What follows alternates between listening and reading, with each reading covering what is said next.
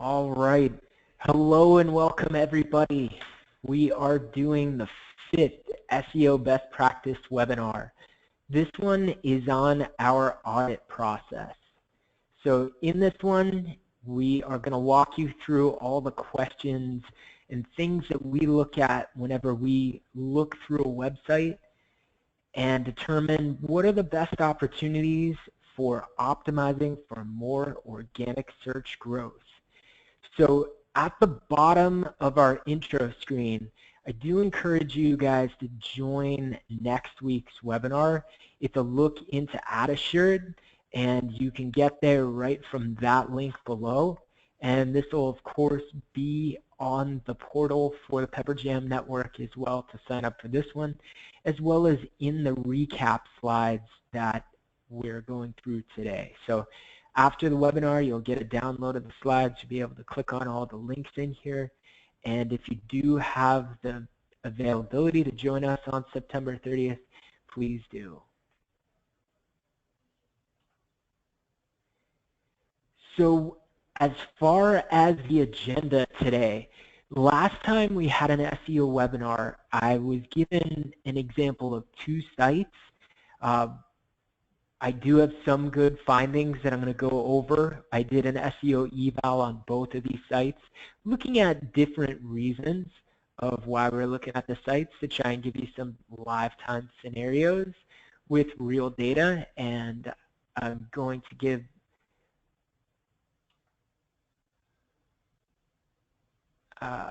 give you some examples of what's going on with the site. So I do see someone raise their hand and said the audio isn't supported on Firefox. That's disappointing. Sharon, there is a GoToWebinar app. It's probably prompting you to download it. GoToWebinar, when you use this thing, really works well if you do it inside the app. So sorry that the software suite that we're using to broadcast today is giving you a little bit of trouble. But there will be a recording. We'll have it on YouTube. And sorry for disappointing you that Firefox is giving you some trouble with this. But try and download that app. Should help you out much better. And then shifting gears back into the agenda, the overview of every last question we look at whenever we audit a website. We're going to do that as the second half of the webinar. It gets extensive, but I'll walk you through it. There's about 50 questions that we answer for any given site. So let's kick it off. Let's begin this thing. So if you've joined me for the last 4 months, we've been going over SEO webinars, and each month we've given you a new topic. So the first webinar we went over was just like a basic foundational overview of SEO. The second half of that webinar, we gave you some meta tag basics, just basics of SEO. The second one was all about site speed and improving your Google page speed insight score. And the key takeaway there is just because you built a website doesn't mean it's optimized for speed, and users want a fast website. So check any of these webinars out, download the tips. The second one is going to help make your website quick. For the third webinar, we spoke about the importance of click-through rate in search algorithms in 2016. And we walked you through Google Search Console and how you could optimize each and every one of your pages for a better click-through rate. There's going to be a little bit of a recap in this webinar as we touch on these things in our audit process, but for an extensive view into what that process looks like, check out the third webinar. The URL to that YouTube video is in the link below. And then the last webinar we did was we went over all of our favorite tools. So with SEO looking at a lot of different data points, having the right tools to pull and aggregate that data in can save you a lot of time. And we went over our top 10. I think I even included a few bonus freebies in there. So it's more like top 12 SEO tools that we like to look at. There's a lot of gems hidden in that webinar and tools that you could use to get more out of your organic search listing. So check any of these webinars out, and of course join us on future webinars.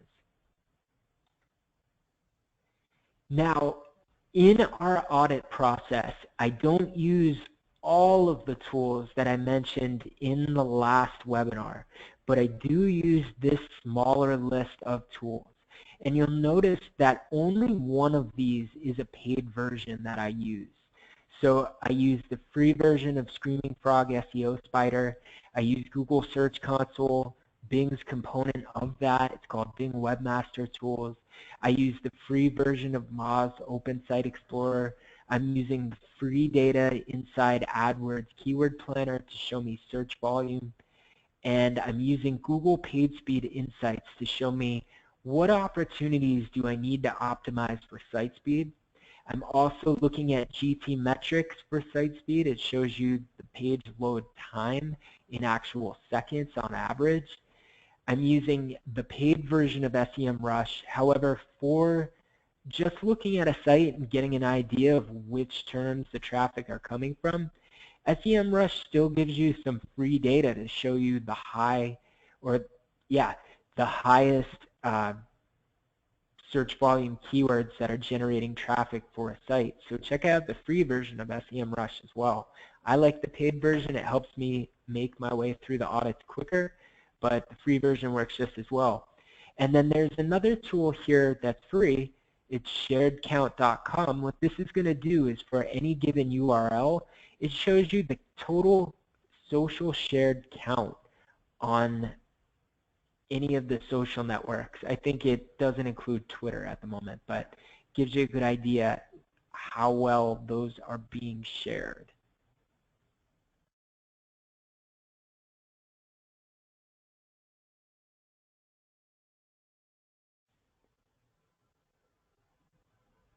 All right. So to begin, I'm going to go over the findings out of our SEO process for a site that shared last time they joined webinar number 4, and this person said, hey, check out my website. It's all right to use it as an example. And I want to thank that person. So thank you for submitting couponscop.com. And I want to start it off by saying I have some good news for you, couponscop.com. You passed the first test. So when you see this screen, what I'm really talking about is all of the major paths to get to your home page. So in their instance, HTTP, www.couponscop.com, starting that with HTTPS, so HTTPS, www.couponscop.com, as well as both versions without the www. The main idea here is to pass 3 out of 4 of these so that there's only one main version. And if someone were to give you a backlink to any of the other versions, all of that link equity is still passed to the main version. It also helps field duplicates. So if you think of your website as a pyramid, and we're starting at the tippy top of that pyramid, the first thing we look at is all of the major paths to that top of the pyramid and making sure that there are only one of them with a status code of 200, which means live. So CouponsCop got it right. All of the major paths direct or redirect through a 301 redirect, which is correct, to only one version, which they have their main version as couponscop.com, www. So the high-level findings are, once I run this through Screaming Frog, I figure out all of the counts on every last attribute that Screaming Frog looks through. So it's looking for how many URLs are crawled, how many are blocked, what are the status code, titles, looking at H1 tags, as well as duplication, so canonical tags, things like that. And what I do is I wind up aggregating this into a little summary. Inside Screaming Frog, there's a report you can export at the top. It's called the Crawl Overview. And when you look at that report, it's going to give you percentages, just like you see here on the right. And what I draw my eyes first to are which percentages are really high. And towards the top, the numbers are going to be high because it's going to crawl through all of the URLs. But if you look at the bottom, the percentage where it says no canonical, or the percentage where it says long titles, or just looking for a couple examples in here, around 30% duplicate H1 tags. What I wind up doing is I get the story of the site and I try to answer the questions right from the beginning. So for couponscop.com, after we crawled, I wanted to know, why are they blocking so many URLs within their robots.txt restrictions? And why that's important for SEO is, just like Screaming Frog's crawler crawls the site, so does Google. And if Screaming Frog is running into so many of these blocked URLs, I can assure you Google is running into these URLs as well, and then you've given them no permission to do anything with those URLs. So it's essentially wasting your crawl budget. So if the goal is to get Google to more pages and to get those pages to rank higher in Google search, you don't want to exhaust Google in the few seconds you get every week, every day, however often it is that Google visits your site, on all of this extra junk. Google calls that junk crap. It's useless pages that you're just exhausting the budget with. So if you have these pages, and it's the majority of this site, that it's not going to let Google index, there are other ways and other things you could do so that they're still part of your website, but Google doesn't need to go get them. And they would be marking them as no index, no follow, things like that, as well as making the internal links in your source code rel equal no follow, so that when Google gets to a page, it doesn't even see those to want to go into them to learn that they're blocked. So I want to answer that question. What's causing so many of those pages to be blocked in the robots file? And then I want to know, why are there so many duplicate titles, descriptions, as well as why were 1,200 of these URLs in the internal navigation, so that this site you're internally linking to, why are they jumping through redirects? So those are the three questions I aim to answer. So as I looked at couponscop.com, after we looked at the homepage, we found, what's going on with this robots.txt file and the restrictions that are in there. If 57% of all of the landing pages on this domain are blocked, where are they coming from? And like I said, this is a crawl budget concern because the goal is to get Google to more of the site. So I found this. I found that these two lines, lines 9 and lines 10 of his robots file, are saying any discount coupon code with a -c in it, he doesn't want those indexed. The only trouble is that on any given page, he's linking to many of these pages internally.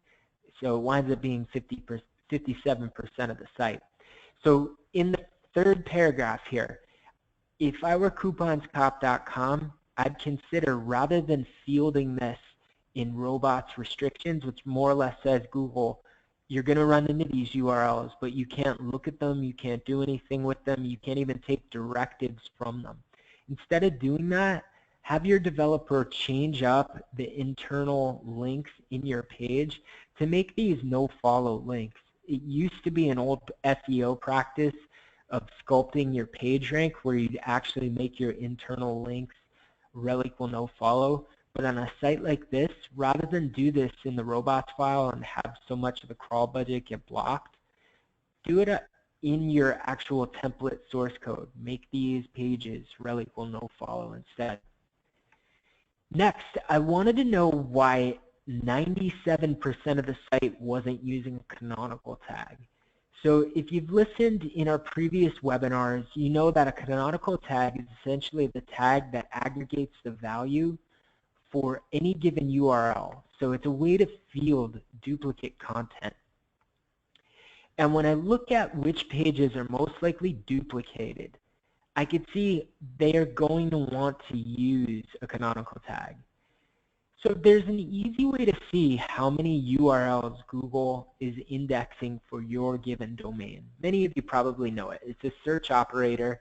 You go into google.com and you type site : and then your root domain. So without typing www, just type your domain. And for couponscop.com, I found that Google knows about 6,880 pages. But this particular crawler found 7,000. So already I'm learning that about 200 pages, which hopefully aren't that valuable, Google can't even find in this madness. So by adding a canonical tag and aggregating together many of these liked URLs, the ultimate goal here is to make and promote the main URL so that at any given moment, you're no longer competing against yourself to rank. You've already said, hey, URL number 1 here is the best one. That's the one that's going to catch all of these links, all of the social shares, and all of this SEO equity. And instead of trying to pair me up against URL number 2, pair me up against my competitor. So couponscop.com, check out your canonical tags. Next, I wanted to know why so many pages were hopping through a temporary 302 redirect. Anytime you see a 302 redirect as an SEO, you're kind of scratching your head because a 302 redirect just means it's temporary. And up until recently, search engines did nothing with this status code, so no SEO equity was passed on. Recently, Google has said that they do pass backlinks through 302. However, Bing, Yahoo, Baidu, they haven't commented on if 302s pass any value. So as an SEO, if you ever see a 302, it grabs your attention. But in this site, a 302 redirect is really an incorrect status code because it's saying that this page is actually a not found page. A not found page, I know I'm kind of hopping through status codes quickly, but a not found page or a broken page, I know you've seen these errors with this 404 page not found. That's really what is going on here, but it's coded on this site as a 302. So why are there so many broken pages? Well, looking in the source code, it turns out that he's got many images that actually have this weird line break in it. So if you look in the source code, you see that blue clickable link in the screenshot, and I drew an arrow next to it. It's odd because it's as if that URL ends before it's closed, but it's actually, it has a line break in it. So someone, when they were coding this, hit enter, and it's breaking all of your image URLs. So I would have your developer take a look at that. It's on many of your pages. So if you run Screaming Frog, anywhere where you see the 302 redirect is going to have a page with one of these broken images.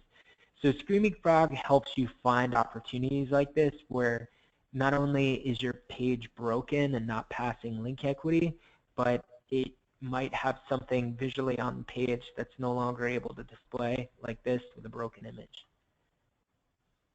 Next, just basic SEO stuff I found for couponscop.com.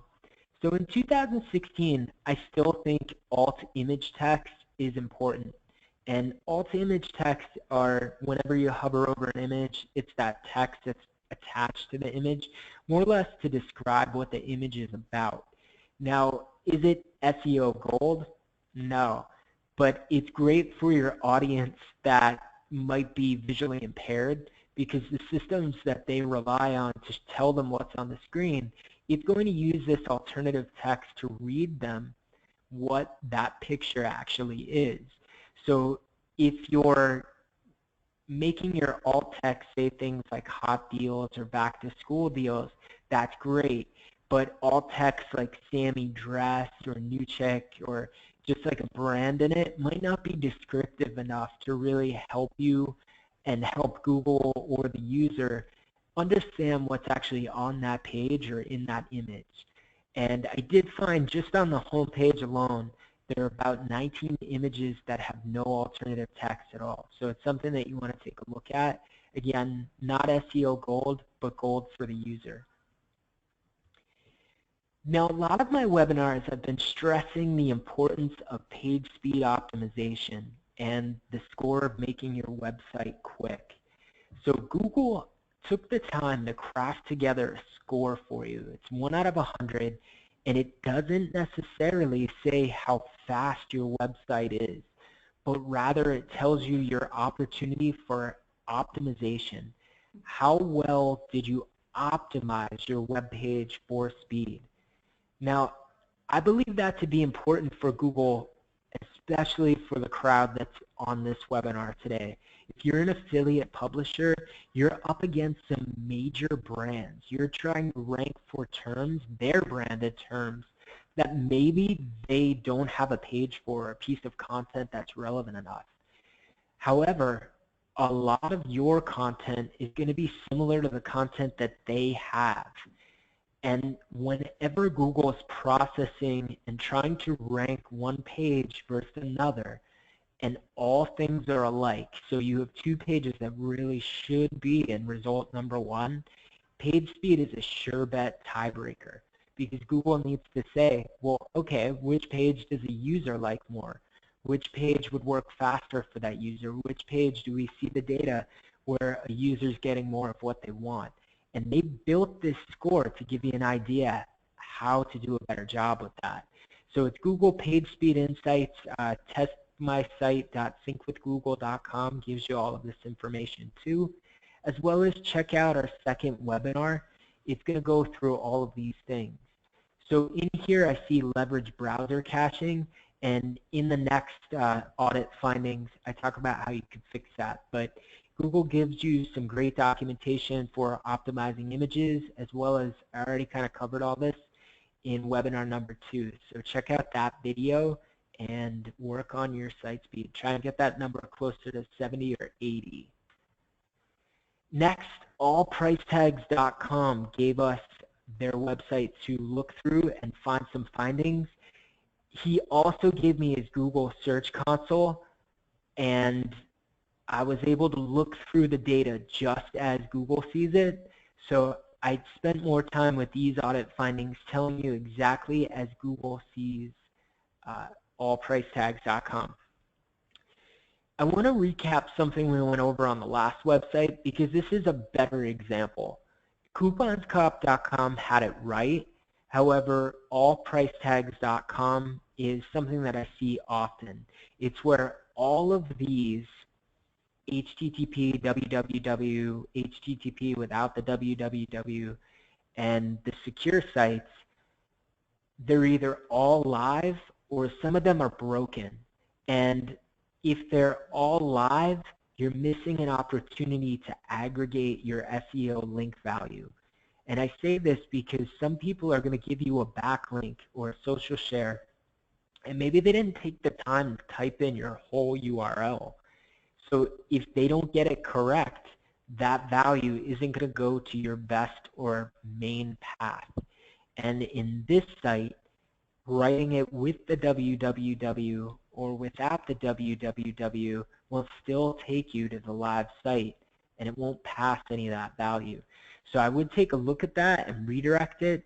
And I'd also take a look at why, if you type HTTPS, is your page broken, instead of redirecting either to the non-secure. So in time and place right now, Google, Firefox, major browsers, they're giving preferential treatment to secure sites.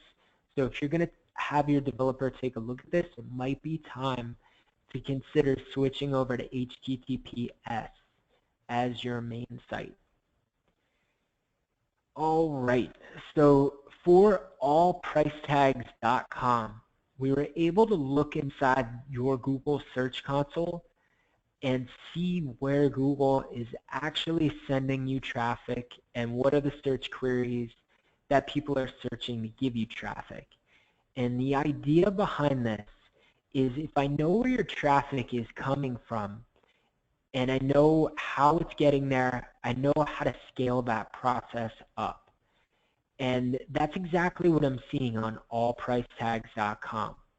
Well, unfortunately, it looks like they're not getting a lot of Google organic traffic, and I'm sure that's why you gave me your site.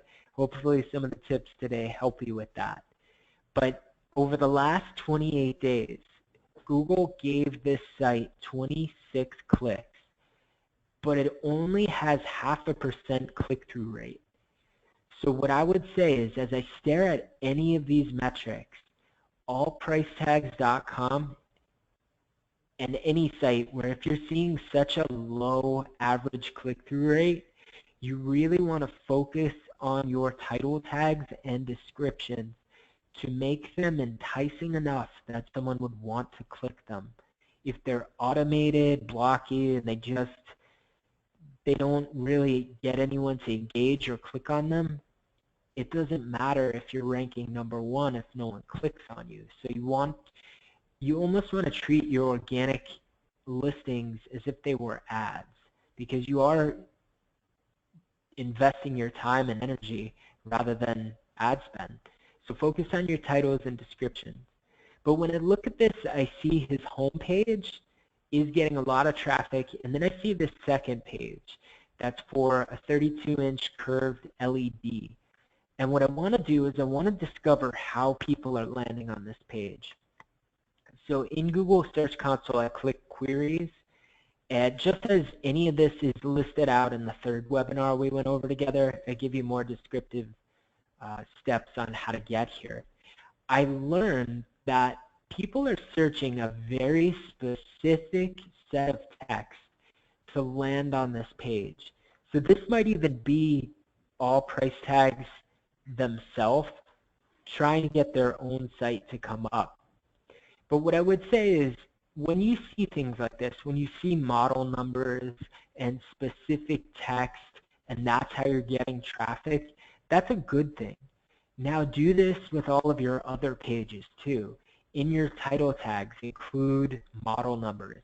Include more descriptive text on each of your pages. That is really what's going to get you to stand out against Newegg, because it looks like that's what you're trying to do. You're trying to get Newegg coupon traffic for this particular page. So write about that topic rather than just have a little bit of text with expired coupon codes. Physically write and provide value. You'll get some traffic for it. Next, your page speed insights say one of your major should fix issues is to leverage browser caching. Well, if you add this line below that says files match to your HT access file, which you can do from the Yoast SEO plugin, this particular site is built on WordPress, so this line will work. It will get rid of that leverage browser caching and speed up your site dramatically. What this is essentially saying is, hey, visitor of allpricetags.com, you've been to my site once, you downloaded everything you needed to on the landing page, so when you come back, you already have the file, so you won't need to download it again. This line of code is going to do that. Without it, it's going to force the user to have to download each and every attribute, script, image, everything from the page. Once again, so we are about 30 minutes into the webinar, and now I'm going to give you all of the pieces and questions I look at when I'm doing an SEO audit, and I will give you fair warning. I'm going to have to go very quick to squish this all in on time, but I'll make you a promise. You will get a copy of this webinar with all of the questions, and I'm going to go through the slides hitting only the high notes of what I feel is most important. I'm doing this live time though, so we're going quick, but there's a lot to cover. So as you know, I like to crawl the site first and ask questions for any of those high percentage findings. As you also know, I like to look at what is blocked in the Robots.txt file. Do I think you need to block anything to be an SEO superstar? Not at all. No, I think it's probably better not even to have a robots file, because then a search engine can determine where to go. I would say if you know what you're doing, use a Robots.txt. If you don't, it's probably better to leave it open. Next, I like to look at the main homepage paths as we've spoke of. If you see any 302s, it'll grab your attention. And in Google Search Console, I like to look at which pages Google is finding that are broken. Chances are you can reclaim a lot of your link equity just by monitoring the pages that Google found as being broken. Next, it's a tip I've talked about during some of our previous webinars. If you have a sitemap.xml file, a sitemap is a list of every last URL a crawler can find on your website. And it's good because it'll give them more or less a treasure map of where to go. If you can ensure the search engine that each and every page in that sitemap is a live 200 status code URL, you are going to be rewarded in search engines, particularly Bing. However, that is like a unicorn in SEO. Usually there's one broken page or a page that goes through a redirect. And what that does is it causes Google or Bing to more or less lose trust in your sitemap, because if you think about it from their perspective, you took the time to craft together this file to help them, only you're telling them, hey, I didn't really do the best job I could with trying to help you, so you're going to have to do it yourself anyway.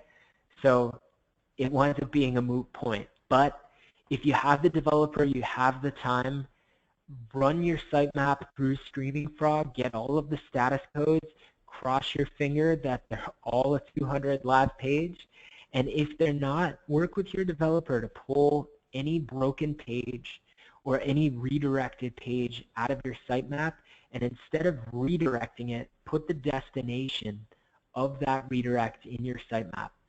Those are the high notes for part 1. Moving right along, part number 2, we spoke about the canonical tag and what it does. It helps you in aggregating very similar or identical pages so that you no longer compete with yourself and promote the best page, the best copy. So look at your canonical tags. They are important.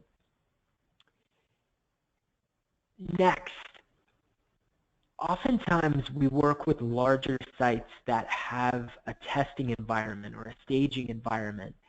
And what will happen is that staging environment is also able to be indexed by Google. So we'll go and we'll look around and try and see, are there any staging sites? But more than likely, if you are a small to medium website, you know if you have a staging site. And simply go over to Google, type site : and then whatever the domain or subdomain for your staging site is, and just see, is Google indexing it? If it is, add a robots file, so your staging site / robots.txt, and block only your staging site. You don't need an exact replica of your website. That is not going to help you outrank your competition. Next, I think of this part of the SEO audit as really honing in on content. And with a lot of the websites that we work on, there are many pages, sometimes hundreds of thousands of pages. But what I'd like to look at is, where are the 25 top pages that are driving all the traffic and all the revenue? And what I wind up doing is I only look at that small portion of the site to really find out what the larger issues are. So I look at, first of all, what are those pages, and then I look at Open Site Explorer to figure out what is the page authority of these pages. Page authority is a score from Moz that more or less says, what is the probability that this page will rank for any given search query without a lot of work? Or if it's older, how much work really was done on this page? Next, I look at shared count to see what the social sphere is doing with this particular page. And I see, does the rest of the web also think these are the top 25 pages for this domain? Because if they're different, it's good to know that going into it. You might want to change up your navigation. The navigation is the part of any given website that promotes many internal links because it's there across each and every page of the site. So you want your top 25 pages to be somewhere near the top of the nav or at least 1 or 2 clicks below that. Next, I like to look at the content. If you're trying to rank in 2016 without any useful text on your page, you're going to have a hard time. Now, you guys know coupon sites and having outdated info. You know based on your traffic numbers if you're either winning in that game or you're still trying to figure out one trick or something to try and get traffic to this page.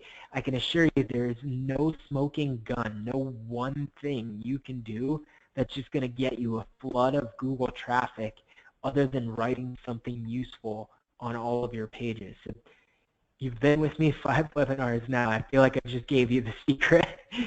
You need to actually write something useful to rank. So keep that in mind. Look at your top 25 pages and see, is there anything useful that's inside there? Is the content natural? You don't want to scrape it off any other site. You don't want to copy word for word. Make it unique, make it useful, and if you can't, move on to another topic or another page and optimize that. Look at your metadata. As we saw from allpricetags.com, if your click-through rate is low, if it's really, really low, I would say an average click-through rate that we see is somewhere between 2 and I'd say 8%. If you're less than 2% in your click-through rate, you do have room for improvement to try and get more from organic search. So optimize your title and description for clicks. Next, just because you have content doesn't mean it can't get stale or outdated. Don't think of your website like a blog where when you write a piece of content, you can't ever update it again.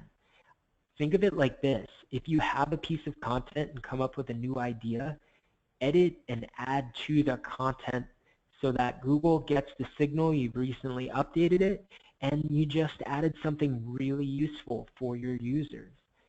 Next, I think structured data is important because what it does is it more or less categorizes your website and all of the great source code that's on it into something that's a little more understandable for a search engine. So if you have the ability to add structured data to your products or to your events, I recommend that you do so.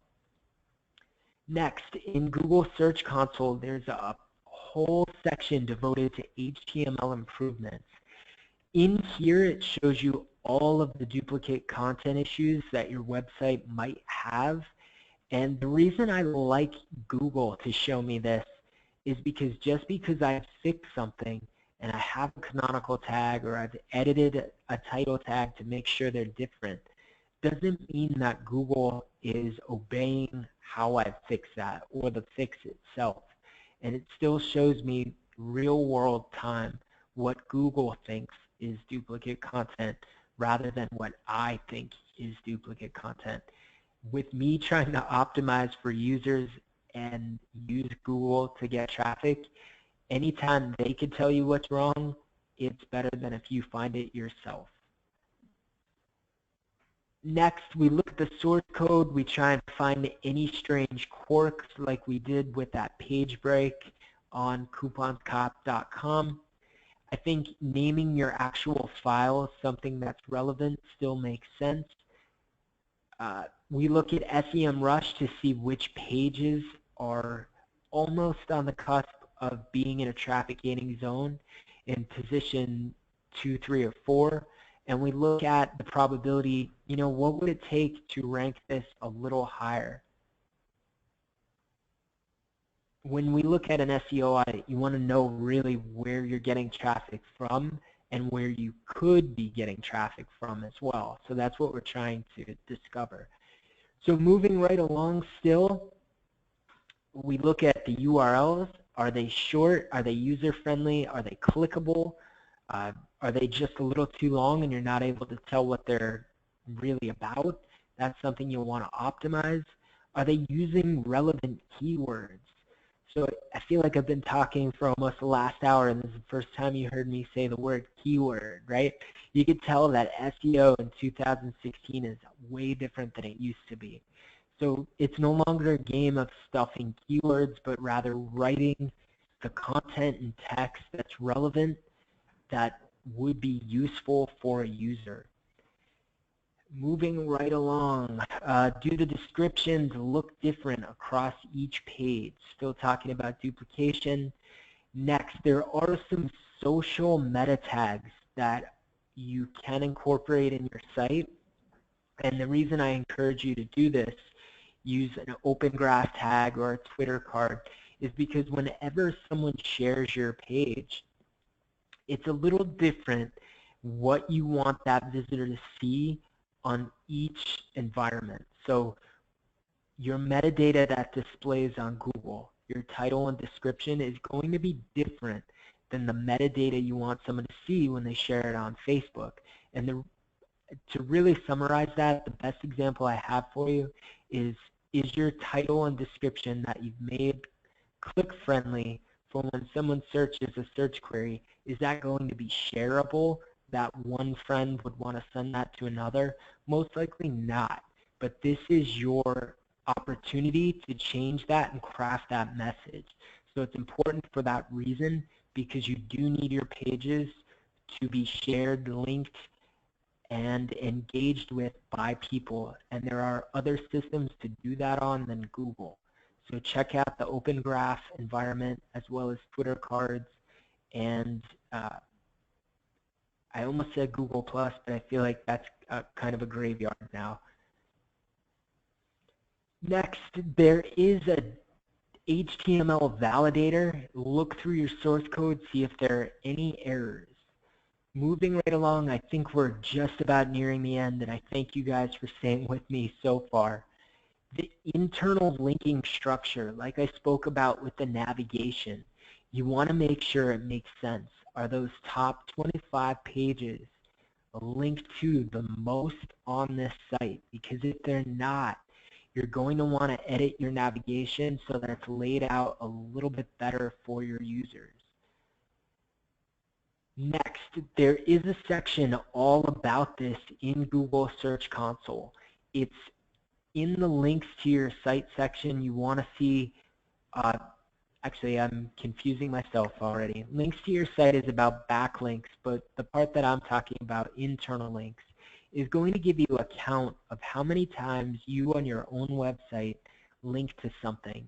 That is a direct signal to Google, and you really want your top 25 pages to be the ones that are at the top of that list, rather than something that might not be incredibly valuable, like an about page or something that really isn't the core focus of your site.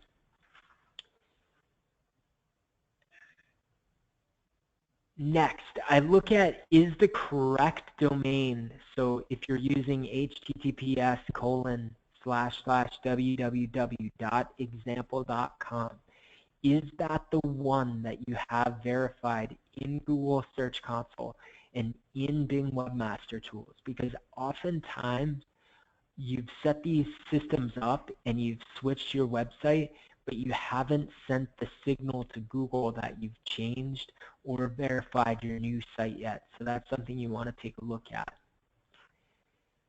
Next, we look at some high-level stuff. Does the site have analytics? Is it installed properly? What is the page speed insight score? We talked all about compression in previous webinars. And next I look at, is it an international domain? There are some tags you can put on a site that says, hey, this comes in a different flavor. This page is also available in English, but specifically spelling words like color with a U for our friends across the pond. and this version of the page might be better in the UK. And there are alternate tags that do that. Another instance for an alternate tag is if you have a different URL for your mobile environment, like if you on a desktop are example.com, but on a mobile device you're m.example.com, you would also have an alternate tag that says, hey, I noticed you're using a mobile phone. Being that your width is less than, you'd have a better time or a better viewing experience if you use this alternate version of the site. So that's something else we look at and make recommendations on where it's necessary. I spoke about the internal link counts before. When I put that piece a little bit out of order, I look at Google Search Console for any crawl errors, and then next I look at, it's kind of loaded to end this on the last question, are there any other opportunities worth looking into? Yes, my friends, SEO never ends, and there's always some optimization opportunity that is as if it was a carrot dangling from a stick in front of you, and there is always more traffic to be gained. So I'd like to end an SEO audit with a couple ideas on how you can get more traffic. So today we looked at a lot. We analyzed allpricetags.com, couponscop.com. I want to thank you both, both of the webmasters that own those sites, for giving me visibility into their websites. And today, unfortunately, we don't have a ton of time for questions, but I want to give you at least 5 minutes of our time. And if you do have any questions, please chat them through in the chat window or question window, and I will take a moment and answer them. Thank you guys so much for joining us on these webinars. And if you don't have any questions, now is a great time to hop off. We will send you the recording. We'll give you the download of these slides. But if you do want to hang out and have a question, please chat them through. I am going to mute myself for 1 minute and see if any of you have a question.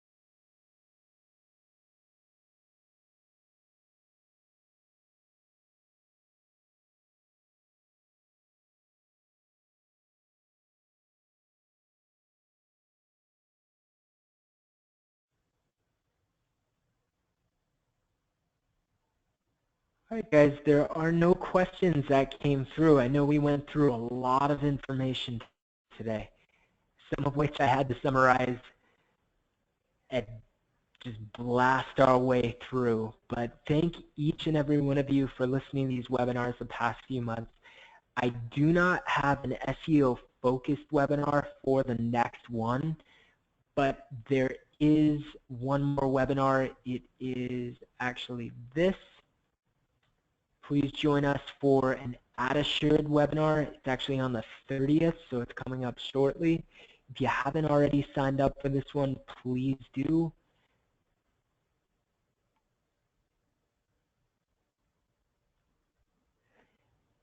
And since there are no questions, I'm going to give you guys some of your day back. Once again, thank you for everything. Keep an eye out for more SEO webinars and more great webinar content from Pepperjam, just as we went through today. Thank you all. Take care.